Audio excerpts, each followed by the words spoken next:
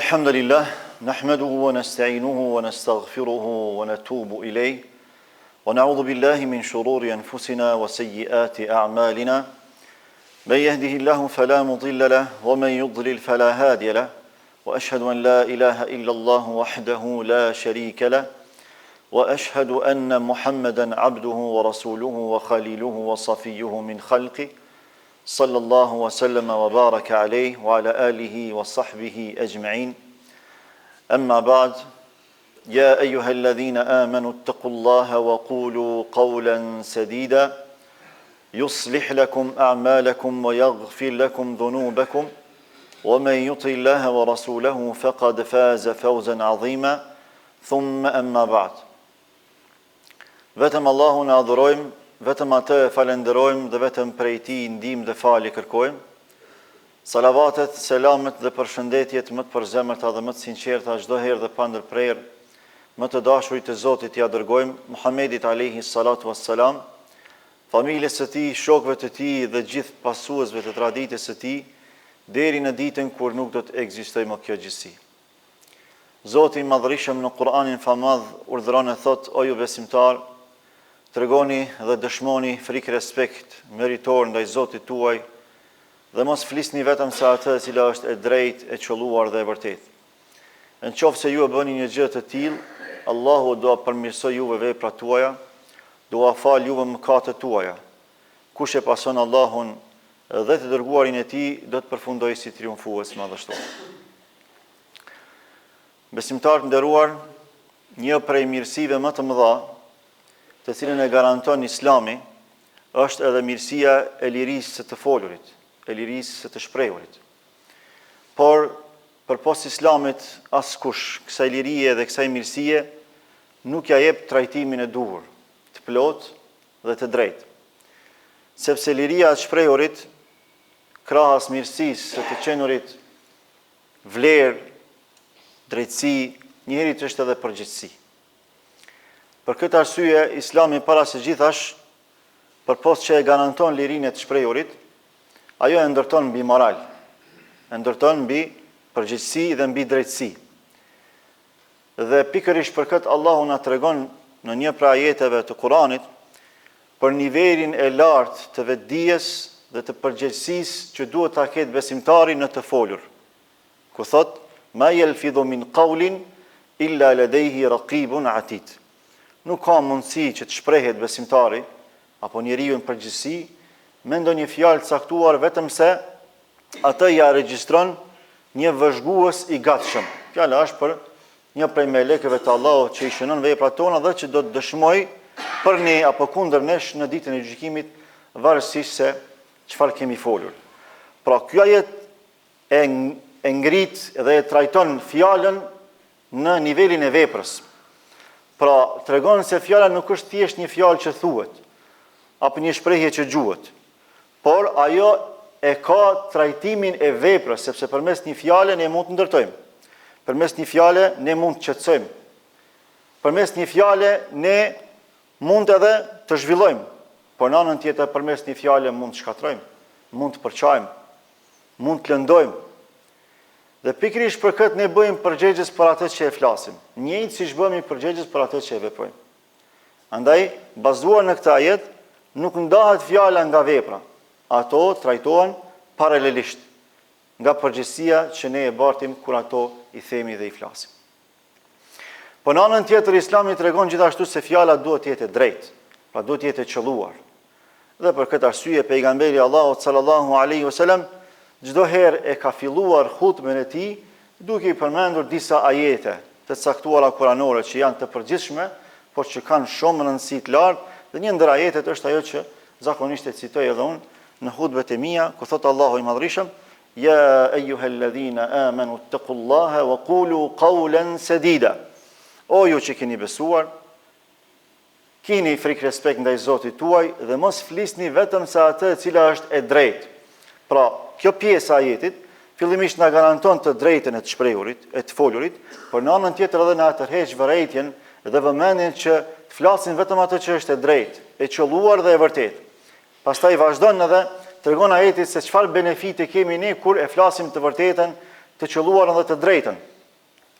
Thotë se Allahu do përmirësoj juve veprat tuaja dhe do falë juve mëkatet tuaja. Pra, dy mirësi jashtëzakonisht të mëdha për cilat ne kemi nevojë, secili prej nesh. Këto dy parime tregojnë se vlera e të folurit është e madhe, por njëherët edhe përgjegjësia e të folurit është e madhe. Besimtari çdo herë ka parasysh se Allahu e dëgjon, e sheh, e vëzhgon, e vrojton me vrojtim hynor. Andaj çdo fjalë që ai e thot, do t'jap llogarinë ditën e gjykimit. Për këtë arsye pejgamberi Allahut çështjen e të folurit e ka ndëlidhur me iman, pra çështje imanore, nuk është çështje e thjeshtë.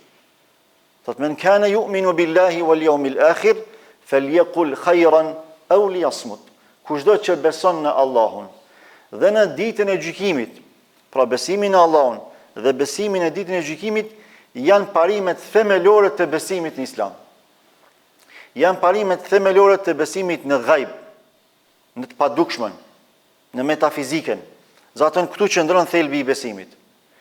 Andaj thot, në qoftë se besoni në Allahun për Zot dhe në ditën e gjykimit për realitet pa mohueshëm, atëherë thot, le ta flet besimtari atë që duhet, të mirën ose le të hesht. Për kujtesi me këtë hadith, disa dietar thonë, nëse të flasësh është nga argjendi, të heshtësh është nga ari. Ekzistojnë disa raste jetësore që njeriu më shumë shkatron kur flet se sa kur hesht. Madje kur hesht, ai parandalon shumë rreziqe. Pra, duhet flitet në vendin e duhur, në kohën e duhur dhe përmes fjalëve të duhura. Në qoftë se nuk e zbajtojmë njërin prej këtyre elementeve bazike të folurit, atëherë ne ja huqim, gabojmë, shkatrojmë dhe vrejmë se njerëzit nuk janë të vetëdijshëm sa duhet kur flasin. Vetëm i lëshojnë fjalët, i zgjasin gjuhët e tyre. Ndërkaq pejgamberi Allahut sallallahu alaihi wasallam një ditë prej ditësh duke e këshilluar Muadhin në një hadith mesatarisht gjatë, në fund të hadithit i thot se wa hal yakubbu an-nasa fi an-nari ala wujuhihim illa hasaidu alsinatihim.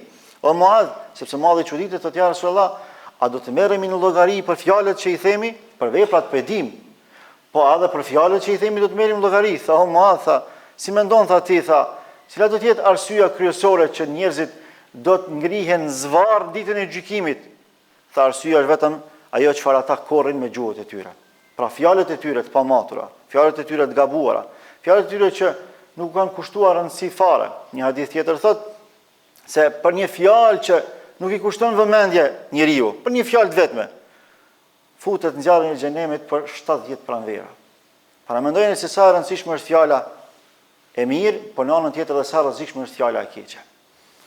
Le ta marrim dhe tash analizojmë tash në jetën praktike të Muhammed Mustafas alayhis salam dhe të sahabëve të nderuar se si e kanë respektuar të drejtën e lirisë të shprehurit dhe të folurit, por njëherë edhe sa të përgjegjshëm kanë qenë në zbatimin e kësaj të drejte. Një ditë prej ditësh erdhi një njeri tek pejgamberi Allahut sallallahu alaihi wasallam pasi që i ndahu plaçkat e luftës. U ndahu gjithë me drejtësi. Dhe askush nuk mund të jetë më i drejtë se sa pejgamberi Allahut sallallahu alaihi wasallam. Por për shkak të lakmisë që e pat njëri prej atyre njerëzve, erdhi tek pejgamberi Allahut dhe jo me edukat, pra në mënyrë të vrazhd, me fjalë të gabuara, ju drejtua pejgamberit Allahut dhe kërkoi që t'i jep plaçk, t'i shtoj për asaj që i ka dhënë. Jo është duk shumë pak.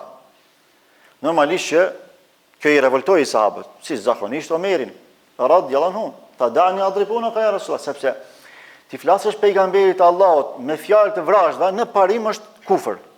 Është blasfemi, sepse kujt po i drejtohesh? Po i drejtohesh zëdhënësit të Allahut në tokë, pejgamberit të Allahut, njeriu më të dashur të Allahut. Por mëshira pejgamberit tonë dashur, çdo herë ka qenë ajo që ka dominuar në trajtimin e njerëzve, edhe ka thonë lëra Omer, lëra, ka thonë da'uhu fa inna li sahibil haqqi maqala. Çdo kush që ka një pretendim ka të drejtën e të shprehurit. Pra çdo kush që vije me një pretendim të caktuar, pa marrë parasysh sa është i qelluar apo i gabuar, por në parim i lejohet që ta shpreh atë që mendon, atë që ai pretendon. Thot lëreni le të shprehet. Madje ju thot sahabe, shkoni edhe blieni një deve edhe jepjani atij, për mja ngop lakmin atij. Pra deri në këtë nivel shkon pejgamberi Allahut sallallahu alaihi wasallam. Që do të thotë liria e shprehurit në Islam është çështje e garantuar.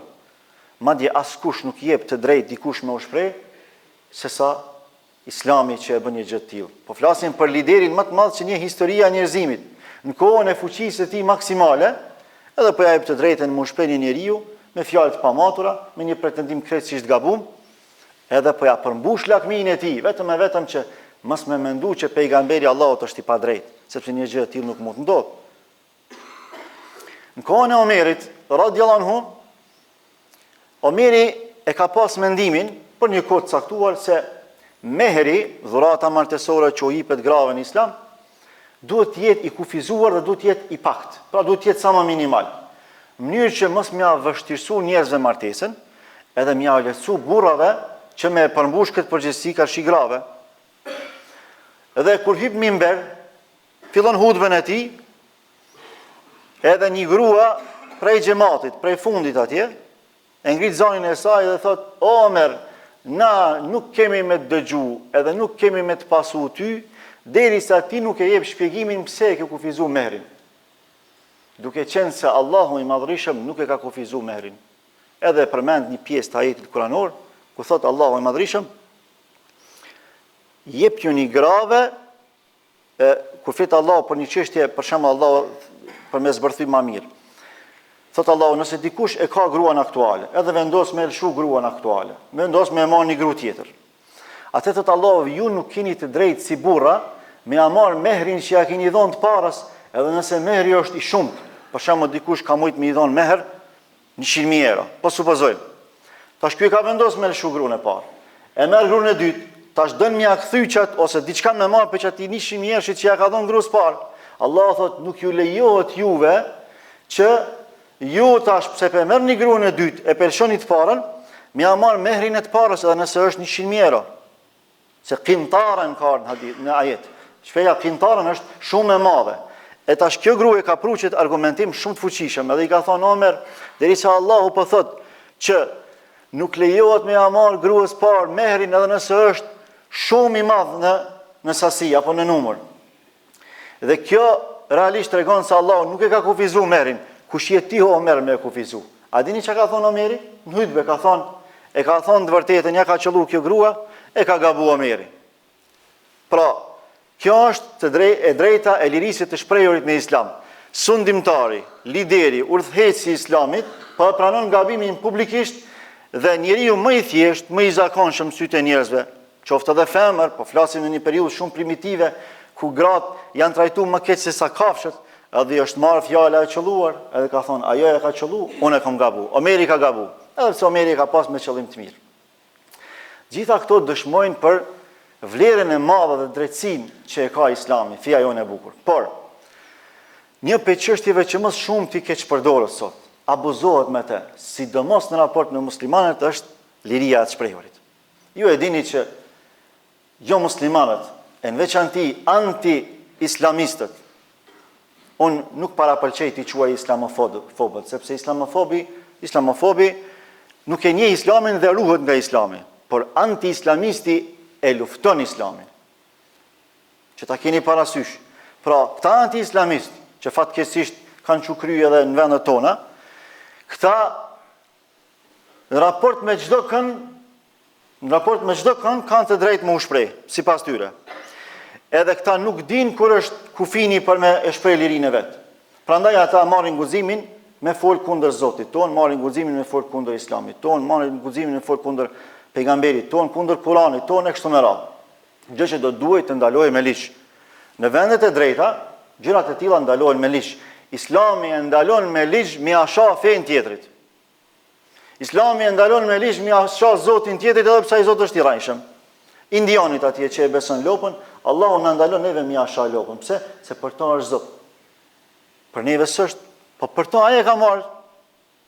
Allah thot: "Wala tasubbu alladhina yad'una min duni Allahi, fayasubbu Allaha adwan bighayri ilm." Thot mos u ashani idhujt e tyre, pra zotët e tyre të rrajshëm, sepse ata pastaj në shenjë hakmarrje u ashani juve Zotin e vërtet. Dhe për këtë arsye Islami e garanton një gjë të tillë. Pra, me ligj të Islamit ndalohet me asha dikujt edhe Zotin e rrajshëm. Përmes me asha dhe neve ata Zotin e vërtet.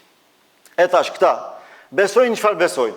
Na s'ja ushojmë asnjë prej zotrave ty në të rrajshëm, ata marrin guximin me na shoh neve Zotin e vërtet. Edhe këto mundohen, do me argumentu, me kinë se ato së është e drejt demokratike e ku e di se qka. Nuk ka drejtësi në momentin kur ti, përmes shprehjeve tua, fjalëve tua, macenon lirin time elementare, ajo më nuk është e drejtë të shprehurit. Ajo është pa drejtësi përmes të shprehurit. Momentin që ti ma ofendon qenjen më të shtrenjtë që është për mua, Allahu, ma ofendon njeriu më të shtrenjtë që është Muhammed Mustafaja sallallahu alaihi wasallam. Me ofendu dikuj nanën, a nuk është e rëndë? Është shumë e rëndë. Babën, familjen, farefisin, shumë është e rëndë. Për neve muslimanët është më e rëndë me na shoh Muhammed Mustafan sallallahu alaihi wasallam sa krejt farefisin. Sepse s'ka njeri më të shtrenjtë për neve se sa ai alaihi sallam. Sepse përmes ardhes së tij ne sot jemi të udhëzuar, e njohim Allahun për Zot, e njohim Muhammed Mustafan, e njohim qëllimin e jetës, i njohim përgjegjësitë tona jetësore. Pra ai është nuri në këtë botë që Allahu subhanahu wa taala e ka dërgu për me ndriçu zemrat e njerëzve me shpallën hyrore të Allahut subhanahu wa taala. Andaj besimtarë nderuam, ne duhet vazhdimisht të jemi të përgjithshëm për gjërat që i flasim, duhet ta ruajmë nivelin ton, sepse niveli i besimtarit të devotshëm nuk bie kur në nivelet e besimtarëve jo të devotshëm apo të jo muslimanëve, ruana Zot. Sepse ne jemi përgjegjës për fjalët që i themi dhe për veprat që i veprojmë. Dhe kushdo që e synon kënaqësinë e Allahut, xhenetin e Allahut, padyshim që ai nuk e ul nivelin e tij të vetdijes dhe të përgjegjësisë që ka, sepse ai synon shpërblimet më të mëdha.